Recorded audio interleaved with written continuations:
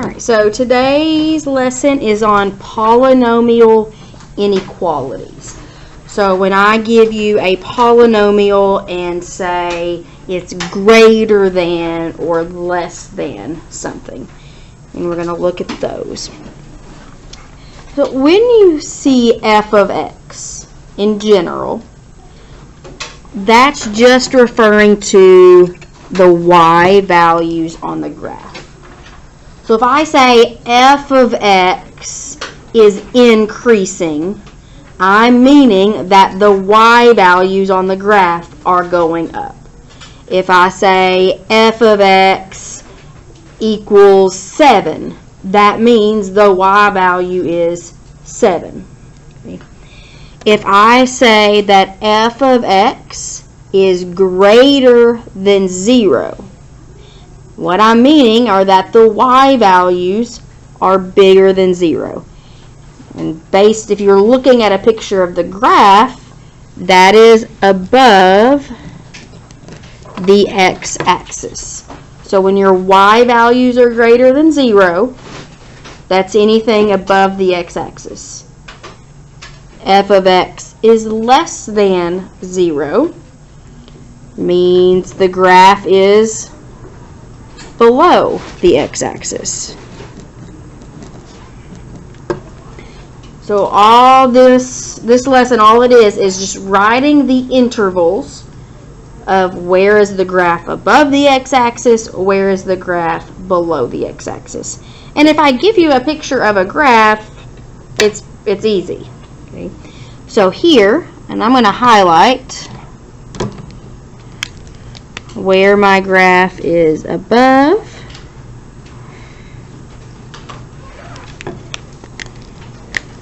and where it is below. And then in blue, I'm going to put a point at where it's equal to 0. Those would be the x-intercepts.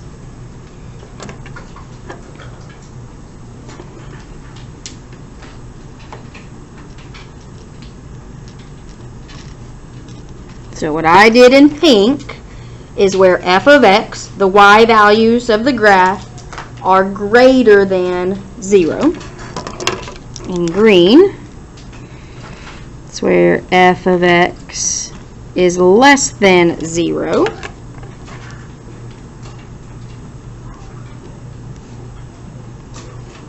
And then the blue, if it says f of x equals 0, that is where the y values are 0, which are the x-intercepts. So where does f of x equal 0? -3, -1, and 3. So the x-intercepts, you can just list the numbers. That's fine. You don't have to write them as coordinates, usually.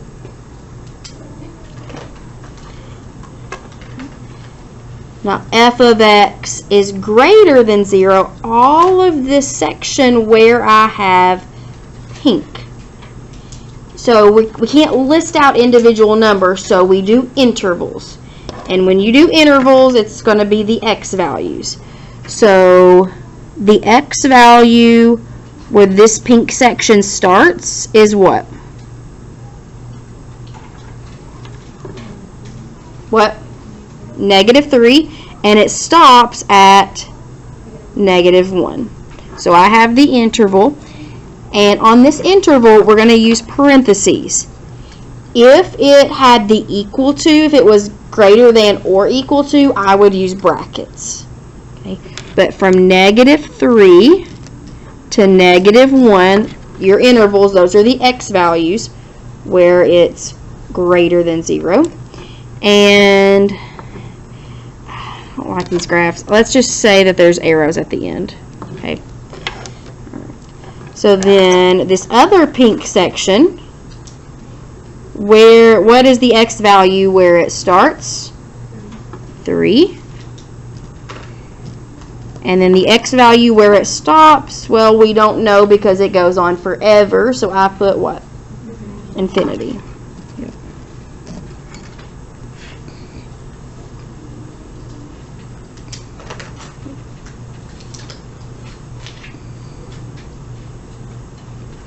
And then less than 0. I have two sections here where it's less than 0. So where does this one start? Negative infinity. And then it's still below the x-axis until it gets to negative 3.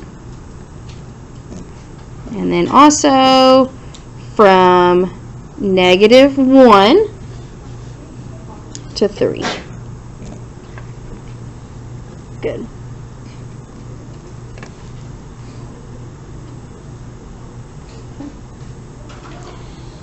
So we do a lot of intervals. Okay, what is the interval where the graph is increasing? What is the interval where it's greater than 0? So there's a lot of things going on with graphs. You have to know what it means. If I say give you this, and that's what I'll put that on the Quizlet cards. If you see this, it's talking about where the graph is above the x-axis.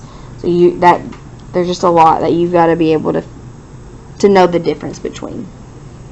Now, if I just give you the equation, that's when you have to do a little bit more work. And the way we do it, we're going to create like a little number line and actually just test out some values to see what numbers work. We're going to see what numbers make this greater than 0. So, first of all, if it's not already in factored form, we want to get it in factored form, and we want to find the x-intercepts. Because the x-intercepts are that's the changing points where it changes from being below to being above the x-axis. So those are some critical points that we need to use. Okay, so we're going to find the x-intercepts, and we'll also want to make sure that we have a 0 on one side. Okay, if it's not 0, we might need to move some things over to the other side. Okay, this one is good. Alright, so let's start here. If I have these two factors, what are my x-intercepts? Negative 5 and 2. Okay. So we're going to make a number line here. They call it a sign chart, but we're going to make a number line. And the only numbers that we care about, we're going to space them out evenly. Negative 5 and 2.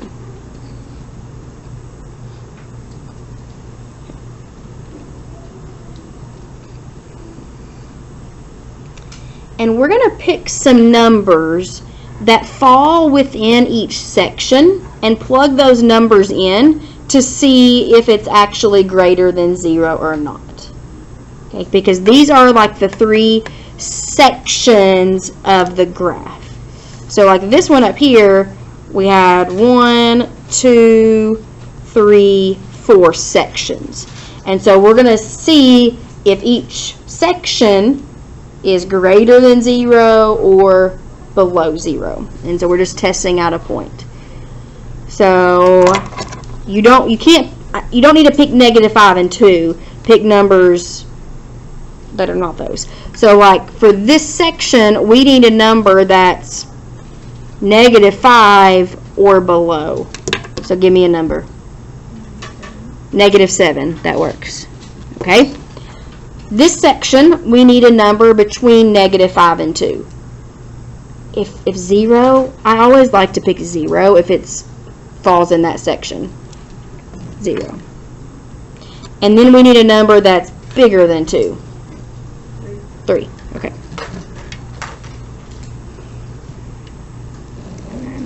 I just like to divide it up.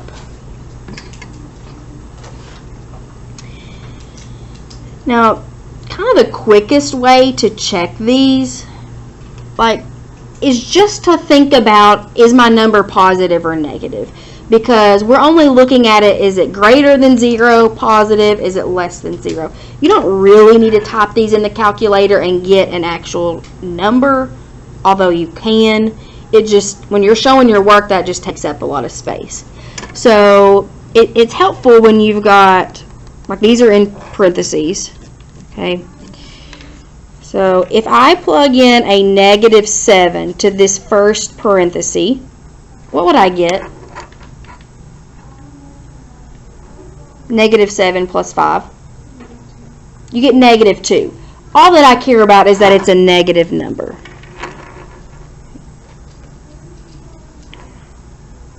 What do I get if I plug in -7 to my second set of parentheses?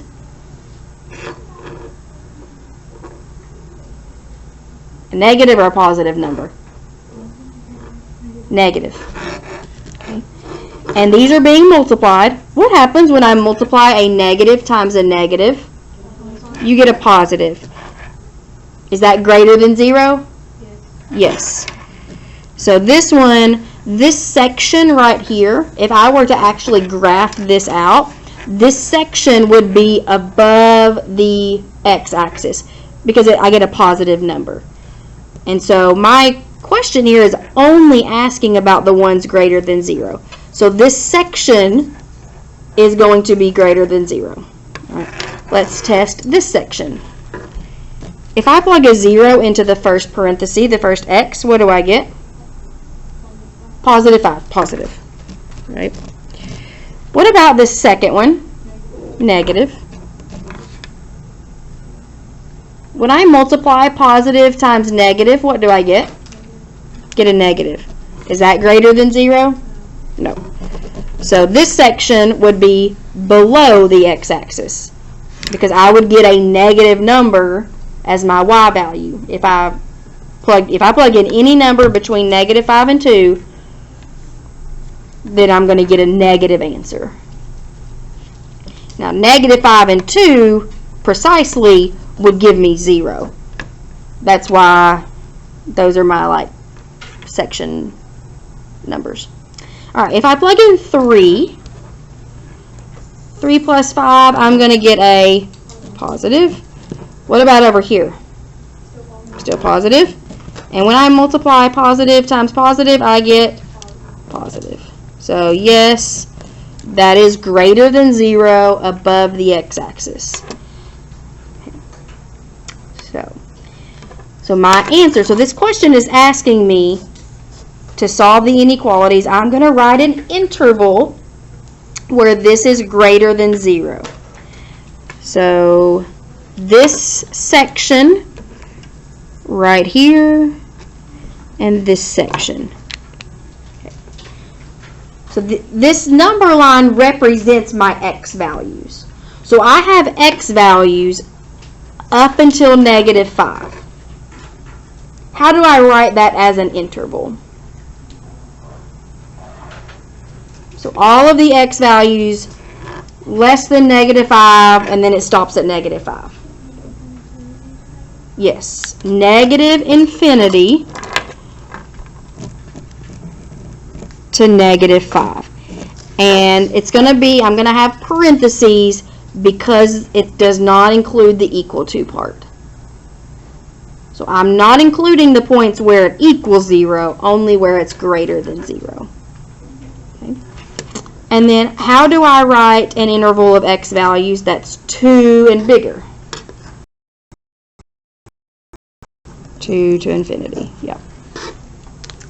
So those are the intervals where my graph is above the x-axis. And if we wanted to look at this, x plus 5, x minus 2. Well, yeah. So this is a parabola. So this section from -infinity to -5 is above, and then here from 2 to infinity. And the section in between, it's below. let's do some examples.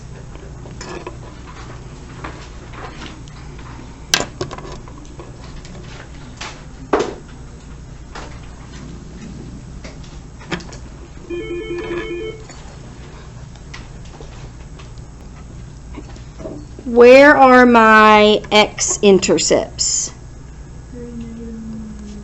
3, -1, and -4. You got to make sure that you put those in order from least to greatest on your number line. So -4, -1, 3.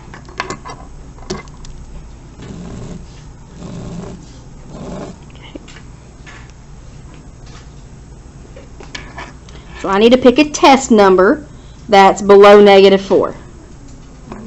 -5.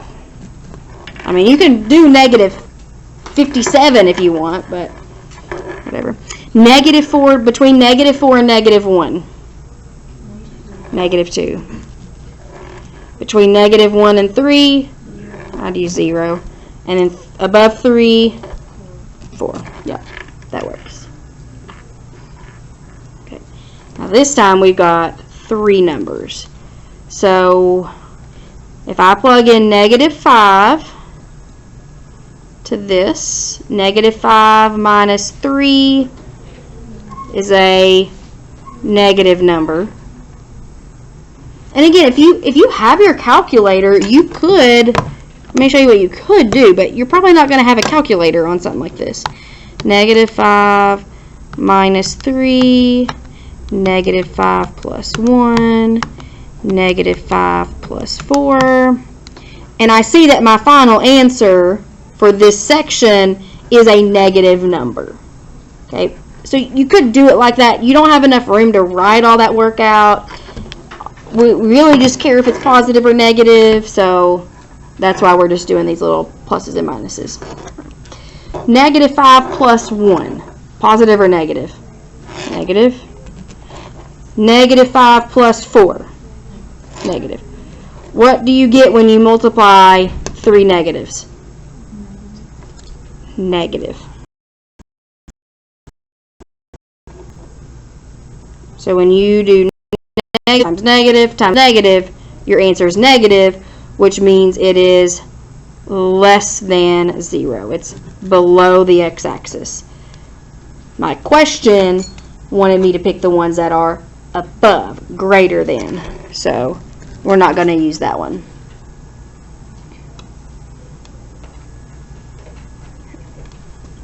All right, if we plug in -2 minus 3, I'm going to get a negative. -2 plus 1, negative. -2 plus 4, positive. What happens when you multiply negative, negative, positive? It's a positive number, so it's above the x-axis. So that's going to be one of the intervals that I use. Okay. If I plug in 0, got -3, +1, +4. What kind of answer do I get when I multiply negative, positive, positive? Negative.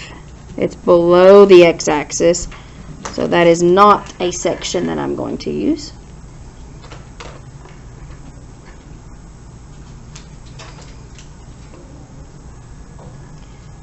Okay. And then 4 minus 3 is a positive, plus 1 is positive, 4 plus 4 is positive,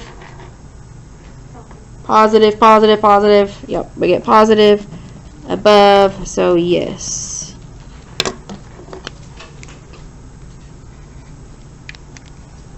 There we go. So the intervals that I'm going to include, and they're all going to be parentheses because my inequality doesn't have the equal to part. Questions like these, this one is a clear cut or dry parentheses or brackets. I don't know, on the multiple choice test, I doubt they would give you like two identical answer choices, but one has parentheses and one has brackets. That seems a little kind of like, I don't think they would do that, but again, I don't know, we've never seen a test. So greater than 0 from -4 to -1, and also from where? 3 to infinity. Your infinities always get a parenthesis no matter what. That's always. Okay. Right. Number 3. I have x-intercepts at -4 and +3.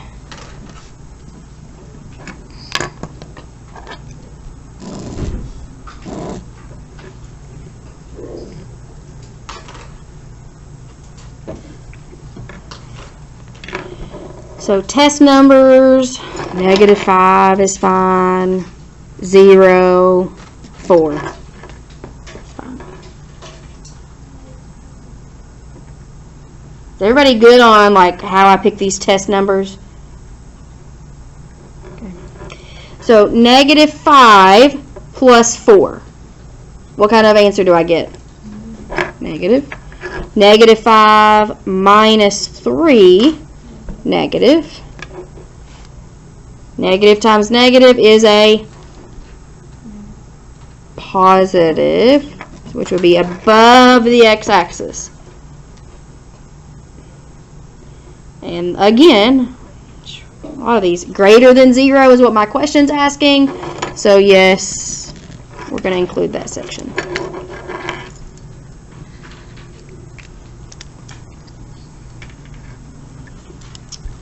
If I plug in 0 plus 4, I get a +4 and a -3. Positive times negative is negative, which would be below. So no, that one, those numbers do not work. 4 plus 4 is +8. 4 minus 3 is a +1. I get a positive above the x-axis, so that's a yes. Write down what you think the intervals need to be.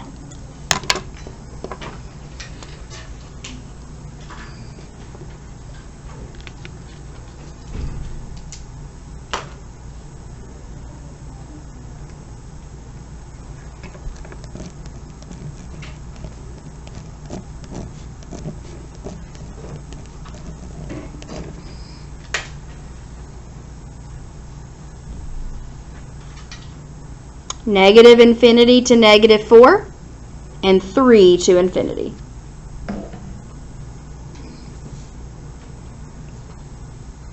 Questions? I think this is, I had to go back and I'd forgotten about doing this. I had to figure it out myself. Alright, this one, number 4, we have x-intercepts at +1, -2, and +3.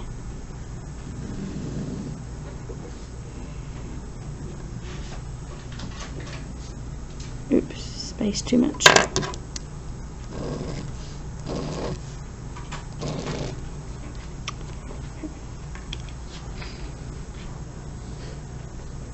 So, let's say -3, 0, 2, and 4. That seems like reasonable test numbers.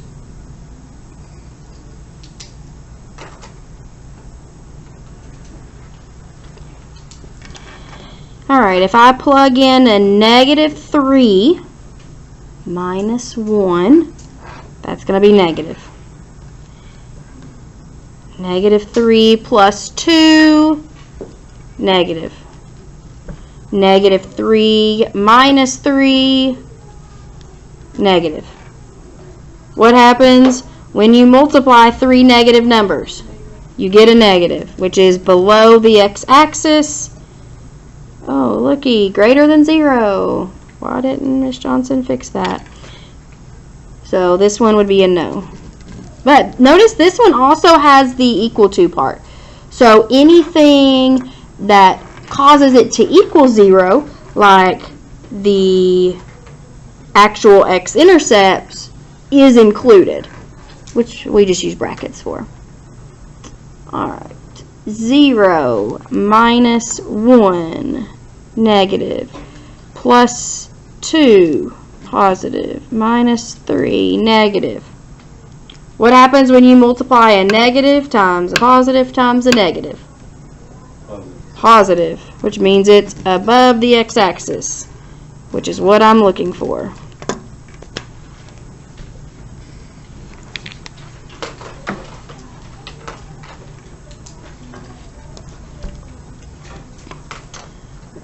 Two minus 1 positive.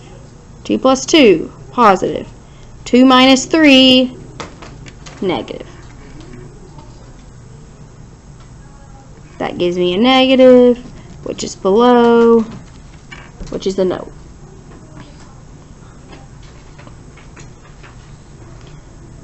Four minus 1 is 3, which is positive. 4 plus 2, positive. 4 minus 3, positive, positive. That's a yes.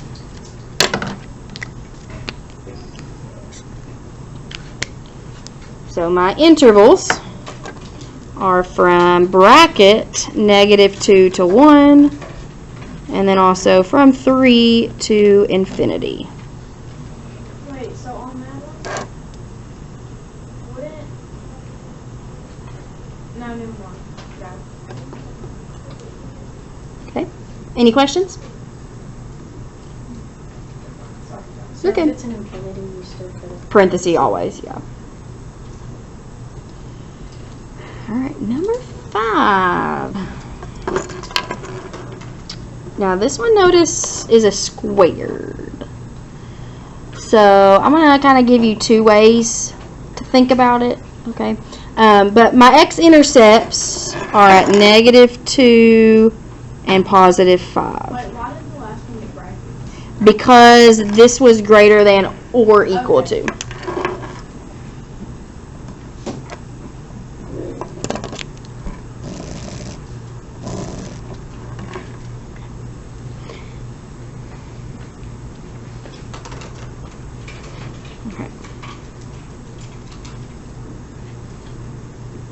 So test at -3, 0, and 6.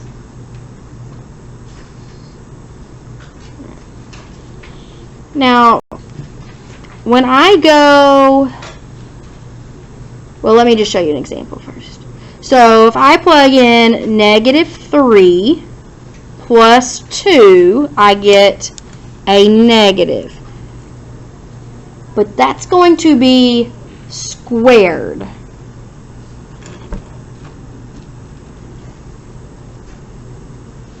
A negative squared. Or you could just think of it, there's two of them, negative and negative. And then -3 minus 5 is negative. What's a negative number squared? Positive. Negative. What's a positive times a negative? Negative. So that one is below 0. And, oh look, it's less than or equal to 0. So finally, what I'm looking for. Whenever you have it squared, you could also think of this as x plus 2, x plus 2, x minus 5. So you could really write out negative, negative, negative. And it's kind of the same thing.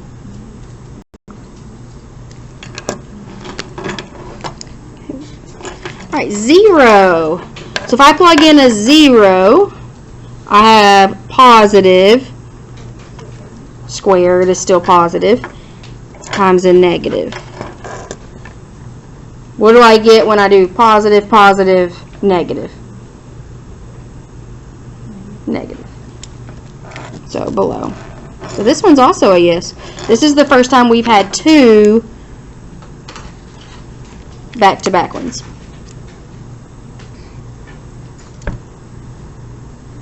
And then 6 plus 2, we get positive, squared, positive. That's all positive, so that's a no. So whenever you have two of them back to back, like two sections, sometimes you have to split them apart. Sometimes you could just write one full interval. That comes down to whether or not it's the equal to. If the -2 is included, if there's an equal to, the -2 would be included, you can make one full interval, which in this case would be -infinity to 5. Okay. If the equal to part is not there, then -2 doesn't actually work. And you would have to do one interval, -infinity to -2, parentheses, and then a separate interval, -2 to 5. So you got to look at, is it included or is it not? In this case it was, you just did one straight one. Number 6, we need to get the 6x to the other side. We can do that by subtracting 6x, which this becomes x squared plus 10x plus 24 is greater than 0. So I subtracted 6x to get everything on one side. This is not factored.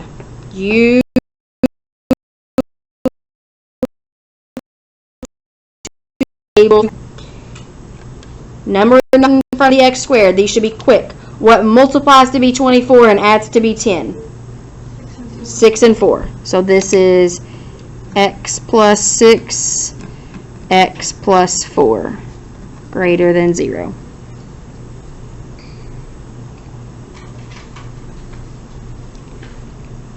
Let's go ahead and number 7, we'll get number 7 started. So we need to add 10x to both sides.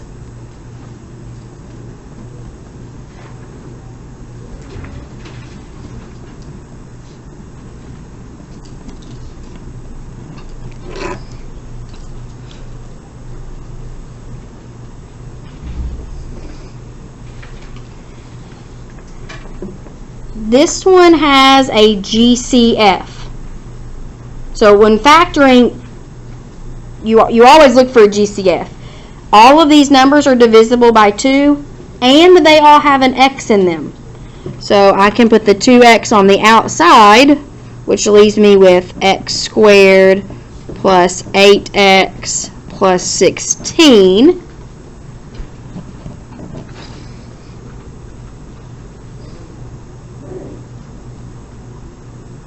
And now, what multiplies to be 16 but adds to be 8? 4 and 4. So I have 2x, x plus 4. You don't need to write the x plus 4 twice. You can actually just put a squared there. Less than or equal to 0. And so this one would have an x-intercept at 0 and at -4. So I want you to finish those two.